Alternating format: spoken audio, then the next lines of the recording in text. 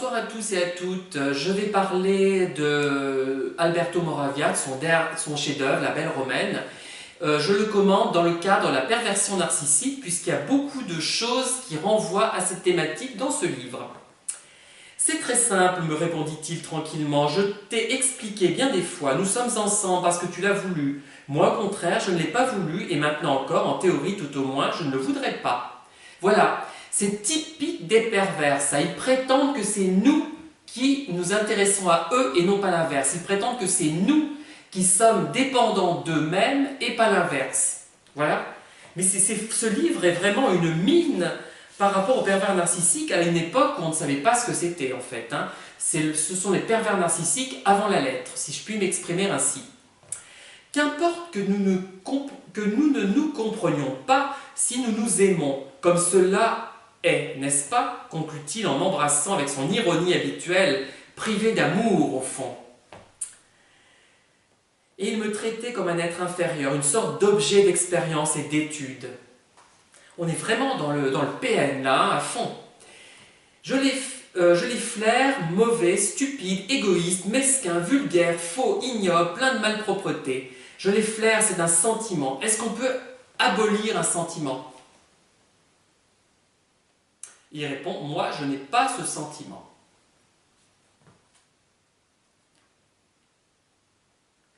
Autre citation. Moi je ne suis pas faite comme Astarite, me résignant à ne pas être aimée, je n'en trouvais pas moins un très grand plaisir à aimer. Elle n'est pas PN, hein. C'est clair, là vous l'avez deviné. Hein. Enfin, pas seulement avec cette citation, mais avec plein d'autres. Ah, un plus long passage. Ce ne sont pas seulement les mots qui me font cet effet, mais même les choses, les personnes. Tu es à côté de moi, assis sur le bras du fauteuil. Tu crois peut-être que je te vois ? Mais je ne te vois pas, parce que je ne te comprends pas. Je peux te toucher, je ne te comprendrai pas davantage. Tu vois, je te touche. Il secoua mon peignoir, ce qui me découvrit la poitrine. Je touche ton sein, j'en sens la forme, la tiédeur, le contour. Je vois sa couleur, son relief. Mais je ne comprends pas ce que c'est. Je me dis, voilà un objet rond, chaud et moelleux, qui sert à allaiter, qu'on a plaisir à caresser, mais je n'y comprends rien. Je me dis qu'il est beau, qu'il devrait m'inspirer du désir, mais ça m'empêche pas que je n'y comprends rien. Tu saisis maintenant ? Répéta-t-il furieux en me serrant si bien le sein que je ne pus réfréner un cri de douleur. Il me lâcha tout de suite et remarqua au bout d'un instant, en ayant l'air de réfléchir. C'est probablement ce genre d'incompréhension qui pousse tant de gens à la cruauté. Ils cherchent à retrouver le contact de la réalité dans la douleur des autres. Ils cherchent à retrouver le contact de la réalité dans la douleur des autres. C'est extraordinaire cette phrase. Je la répète. Ils cherchent à retrouver le contact de la réalité dans la douleur des autres. On est vraiment dans la perversion narcissique là. Mais je sais pas, mais c'est extraordinaire ce livre.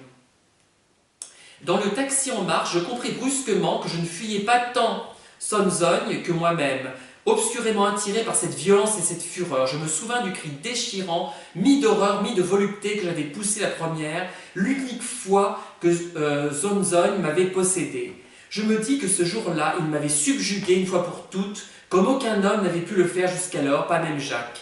Oui, ne puis-je m'empêcher de conclure, nous étions vraiment faits l'un pour l'autre, mais comme le corps est fait pour le précipice, qui fait tourner la tête, obscurcit la vue, et finalement l'attire dans un fond vertigineux.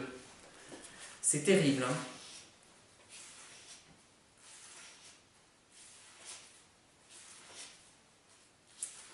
Vraiment, mais je m'extasie sur cette richesse de littérature, mais quelle chance d'avoir découvert un auteur pareil. C'est vraiment... comment peut-on être aussi génial ?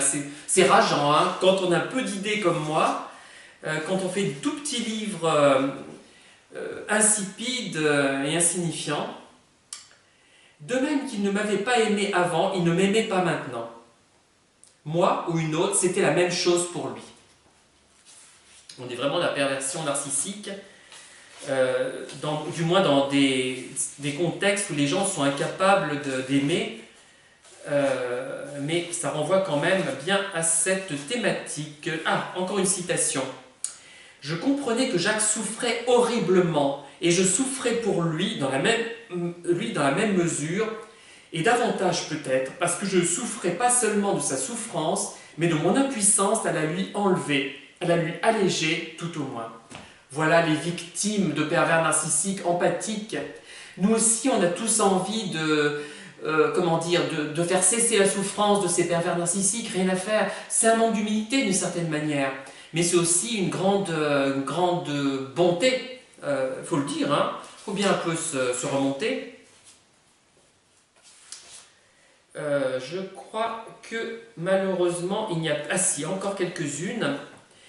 Regarde, je sais que je ne suis qu'une pauvre fille quelconque, mais tâche de m'aimer. C'est pour ton bien que je te le demande. Si tu parvenais à m'aimer, je suis sûr que tu finirais par t'aimer aussi toi-même. Si tu parvenais à m'aimer, je suis sûr que tu finirais par t'aimer aussi toi-même. C'est vraiment, mais...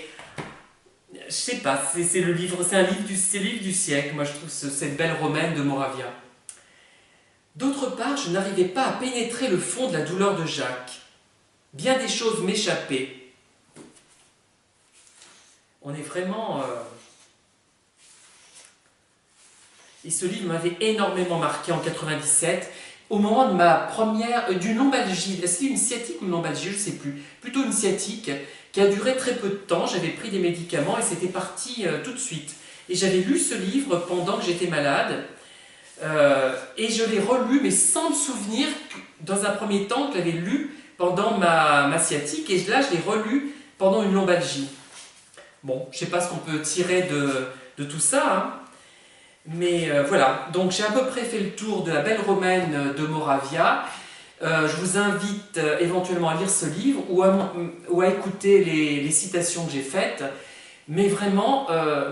J'aurais pu intituler peut-être les vidéos d'une manière différente, puisqu'elles n'attirent que peu de monde, mais je trouve vraiment qu'on est en plein dans le sujet avec ce roman. En tout cas, je vous remercie de m'avoir écouté, je vous dis à bientôt et je vous souhaite une bonne nuit. Au revoir.